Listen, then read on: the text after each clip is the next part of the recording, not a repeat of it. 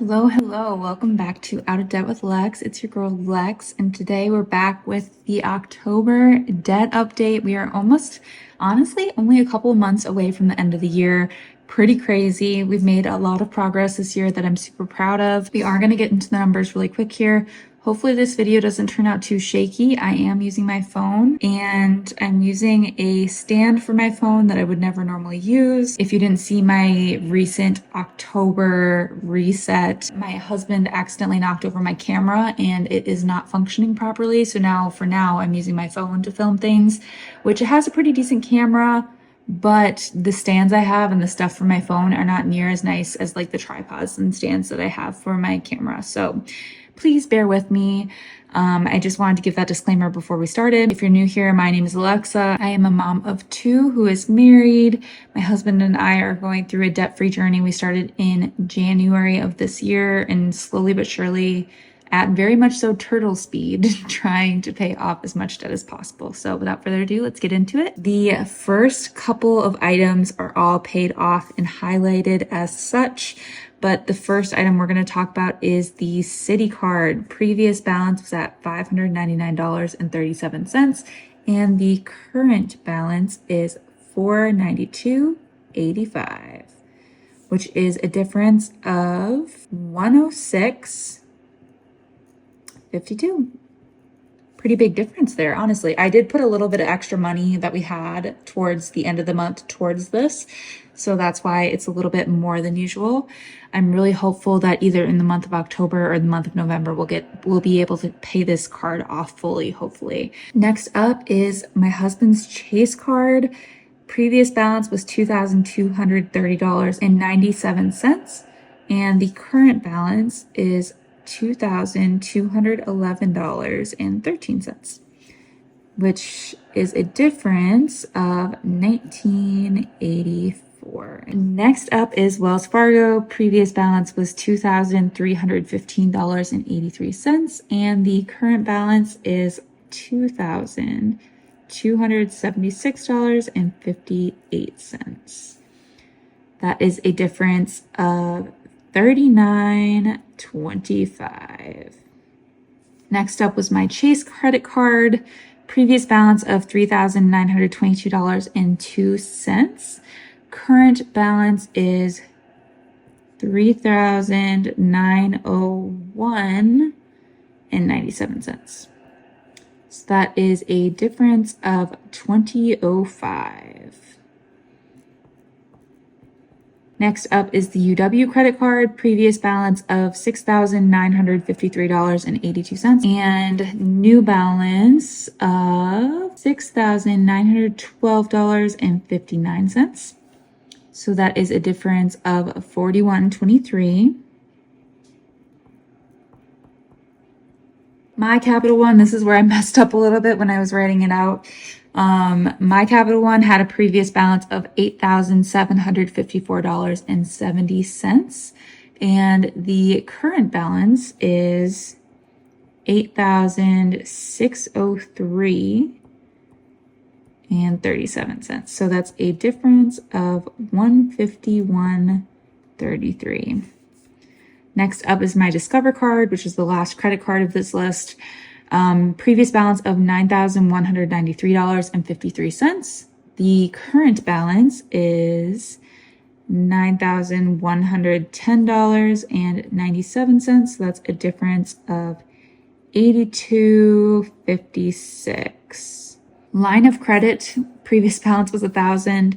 Current balance is, you guessed it, $1,000.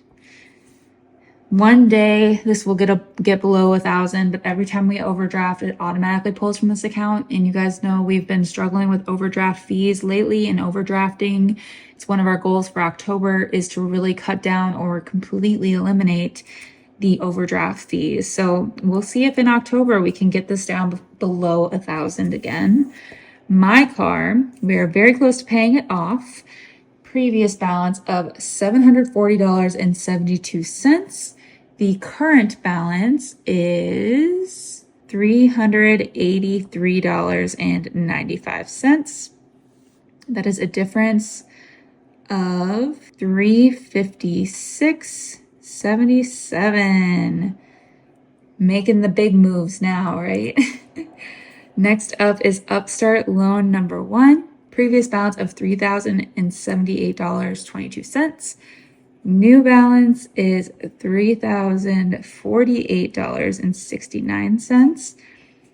So that is a difference of $29.53. Upstart number 2, previous balance of $5,528.12.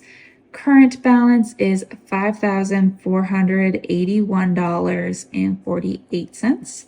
So a difference of $46.64. Then we've got the 401k loan. Previous balance of $6,154.83, and the current balance is $6,040.90. So that is a difference of $113.93. Credit consolidation loan, previous balance of $12,451.63. Current balance is $12,240.53. So that is a difference of $211.10. Second to last is my husband's car. Previous balance of $18,551.08. Current balance is $18,151.46, which means that next month we'll probably be able to bring it below that 18,000 mark, which is pretty exciting. Difference there is $399.62. A little backstory, if you've never seen my videos, I like to mention this every time just because I always get comments about it.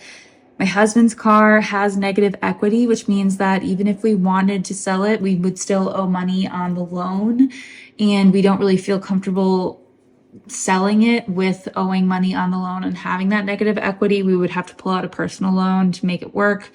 And we'd rather either wait to sell it until it hits that break-even point, or maybe think about trading it in once it gets below that break-even point. We're not really sure what we're going to do. We've heard the recommendations from the comments. The comments say basically like, let's sell it when we get to that break-even point. Totally get that.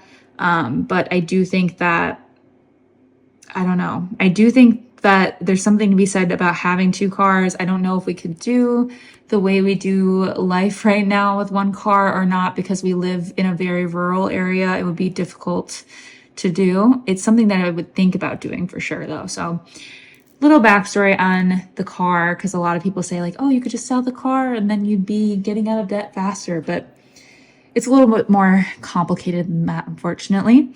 Next up, student loans. Student loans have officially started accruing interest, and it's been showing up on my account. I did not make a payment towards my student loans in the month of September, which means that I did gain interest on it. So the new balance of it is actually $28,488.41,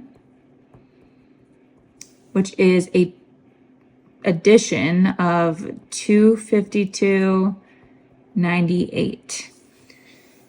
So I guess that's really something I'm going to start thinking about for the month of October. We are a 2-income household again at this point, and I would think that it would be valuable, rather than adding like $250 worth of interest every single month, and just like compounding on itself like that. I think it would be valuable to start paying like a payment towards my student loans every month. It's something to think about for sure, regardless. So yeah, don't want to be paying all that interest every month. But yeah, I'll miss the days that it was 0% interest and we didn't have to pay. Had to quickly add off camera what the difference was and what our current balance is. So previous balance debt wise was $109,710.27. And the new balance is $108,344.88, which is a difference this month of $1365.39. So definitely making strides, still positive progress, which is always exciting. I feel like my main goal is slow but steady. I do have some exciting paychecks coming up in December and my yearly bonus in March.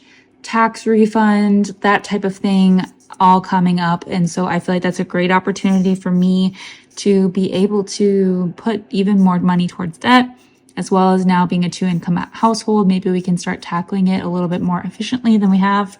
So I guess we'll see what happens. But if you made it to the end of this video, I want to say thank you for watching, and hopefully I can get my camera issues resolved soon. I really hate not having my camera, and this phone situation is not the most ideal, that's for sure. But thank you for watching, and I will see you guys next time. Bye, guys.